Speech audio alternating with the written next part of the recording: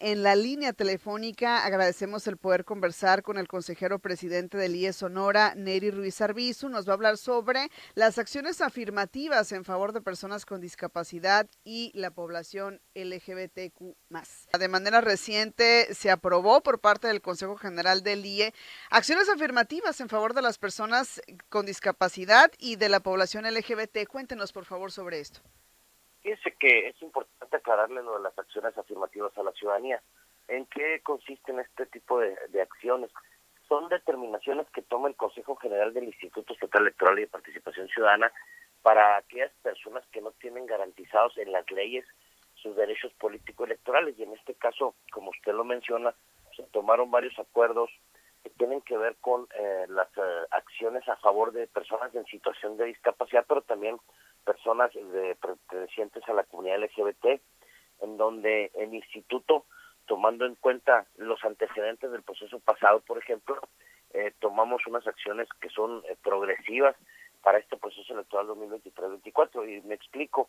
Se determinó que los partidos políticos, coaliciones y candidaturas comunes deban de postular en, por ejemplo, los 6 municipios más grandes, una fórmula de personas en situación de discapacidad y otra fórmula de personas de la comunidad LGBT en los ayuntamientos, es decir, en las planillas de los ayuntamientos más grandes del estado, y 6 de ellos que fueran personas de la comunidad LGBT, pero también personas de situación de discapacidad. Esto es muy progresivo conforme al proceso pasado, dado que en el proceso electoral pasado únicamente se postulaba una sola persona de ambos grupos, y ahora tendrán una representación cada uno de los grupos en esos 6 ayuntamientos. Pero también nos fuimos a los 8 ayuntamientos medianos de la entidad, que son de 30,000 a 100,000 habitantes, en donde también los partidos políticos deberán de postular en los 8 de ellos a 6 personas que pertenezcan a la comunidad, a las personas en situación de discapacidad, y a 2 pertenecientes al grupo de LGBT. Con eso, estos 14 municipios, que son los más grandes de la entidad, abarcan el 90% de la población, es decir, tendrían representatividad de esos grupos en el 90% de la población del estado, es decir, tendrían representación en ayuntamientos donde estaría el 90% de la población, que eso es algo muy importante. Y también en materia de diputaciones se determinó que en ambos grupos, ya sea en personas en situación de discapacidad o de la comunidad LGBT, los partidos políticos o coaliciones o candidaturas comunes deban de postular en mayoría relativa para diputados o en diputaciones dentro de los primeros 4 lugares de las listas a personas de esos grupos. Entonces, con eso se garantiza que ellos ya tengan derecho a participar en el proceso electoral y a una representación en el Congreso del Estado. ¿Cómo se acreditaría la pertenencia de una persona postulante a la población LGBT y también en el caso de las personas con algún tipo de discapacidad? En el caso de las personas en situación de discapacidad, hay 4 formas de cómo acreditarlo, y esto se platicó en diversos foros con personas de discapacidad, en donde lo primero era una credencial del DIF nacional, por ejemplo, otra puede ser del DIF estatal, pero también hay un instituto aquí que se cree que es el que otorga a las personas en situación de discapacidad una credencial especial para acreditar esa discapacidad permanente. Y la última sería un certificado médico de un especialista en la discapacidad de que se trate, en donde acrediten que tienen una discapacidad permanente. Con esos documentos sería para las personas en situación de discapacidad. Y para las personas de la comunidad LGBT, tenemos aquí que hay una carta de autoadscripción. ¿De qué se trata? Es un escrito bajo protesta de decir verdad, en donde ellos señalan su identidad de género, cómo es que ellos se autoperciben. Entonces, ¿eso por qué razón? Porque han sido ya criterios sostenidos por tribunales, en donde su condición, digamos, de pertenecer a esa comunidad LGBT no está sujeto a la acreditación con algún otro documento. Digo, con excepción de una credencial de elector donde hayan hecho el cambio de domicilio, pero el cambio de género, o en su caso que tengan el cambio de género ante el registro civil, por ejemplo, o ante un juzgado. Entonces, esos documentos serían así con los que se acreditaría. Ok, la aprobación de estas acciones afirmativas son para este proceso ordinario, ¿no? 2023-2024, consejero presidente. Sí, fíjense, las acciones afirmativas siempre tienen una temporalidad y son para este proceso electoral. es decir, aplica nada más para las diputaciones y ayuntamientos en 2024.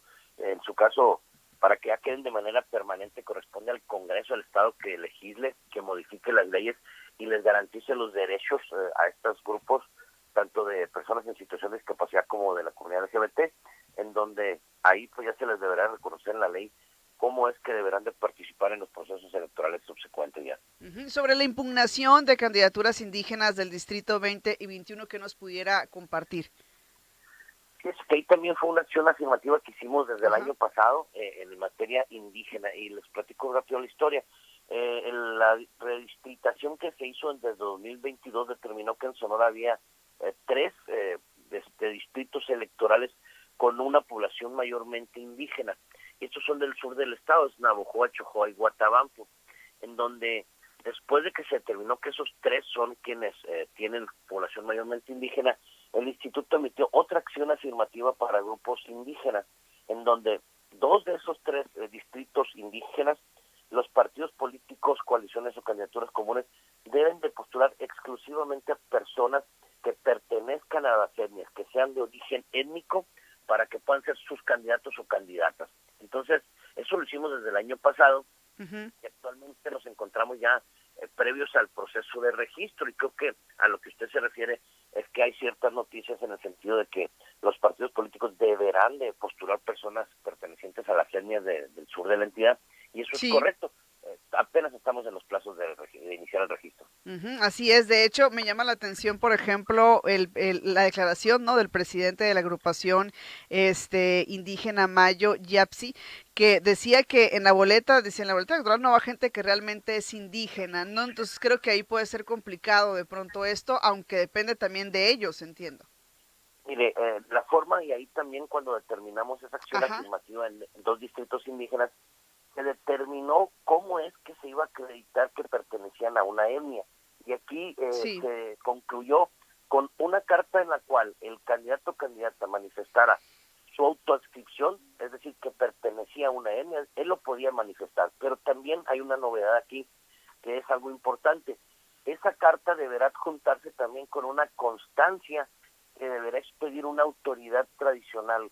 Es decir, aquí serán las autoridades de las etnias, las autoridades tradicionales, quienes deberán expedirle esa constancia al candidato, en donde acredite desde cuándo pertenece a la etnia, cómo ha participado, su tiempo de residencia, los grupos y cargos en donde se ha desempeñado. Es decir, ahí deberá estar no nada más con la manifestación de la persona que es candidato o candidata, sino con una constancia de las propias autoridades tradicionales. Es decir, con ello se busca evitar la simulación.